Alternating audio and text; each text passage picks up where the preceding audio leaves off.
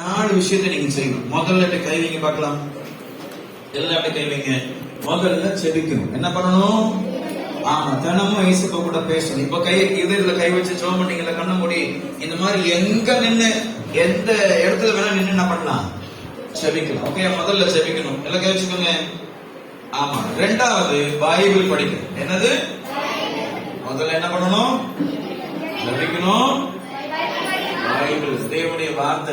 அவர் ஒரு நாள் நீங்க எப்படி வாழணும், என்ன பேசணும், என்ன செய்யணும் உங்களுக்கு சொல்லி கொடுப்பாங்க. இங்க ஆமா, பிபிஎஸ் நிறைய வசனம் உங்களுக்கு சொல்லி கொடுத்துருக்காங்க, அப்படிதானே?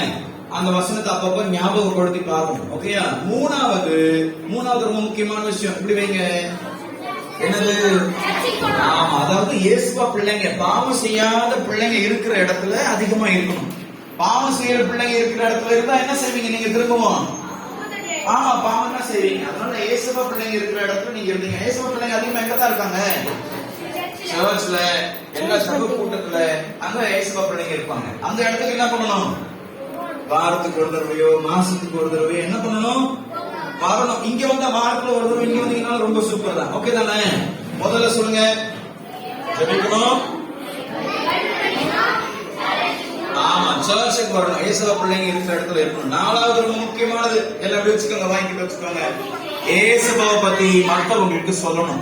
ஏன்னா உங்க இருதயம் என்ன ஆயிடுச்சு? இப்போ சுத்தமாயிடுச்சு. ஆனா சுத்தமாகாத இருதயத்தோட நிறைய உங்க ஃப்ரெண்ட்ஸ் வெளியில இருக்காங்கல்ல, அவங்களுக்கு போய் என்ன பண்ணணும்?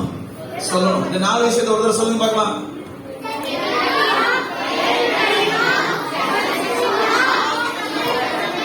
ஆமா, இந்த 4 விஷயத்தை நீங்க செஞ்சீங்கன்னா உங்க இருதயம் எப்பவும் சுத்தமா இருக்கும்.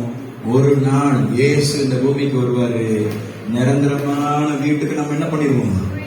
போயிடுவோம். சூப்பர்ல, ரொம்ப ஜாலியில. நம்ம மட்டும் போக மாட்டோம், யாருக்குன்னா நம்ம சொன்னமோ அவங்களையும் கூட்டிட்டு போயிடுவோம். ரொம்ப ஜாலியா இருக்கும் அந்த இடம், நிரந்தரமான இடம். இது இல்ல நமக்கு நிரந்தரமான இடம். நமக்கு நிரந்தரமான இடம் பாட்டுல சொன்னோம்ல, நிரந்தரமான பொருளாதாரம் இருக்கு. வெறும் 7 நிமிஷம் ஆயிருக்குமா? அதுக்கு மேலே போயிருக்கும்.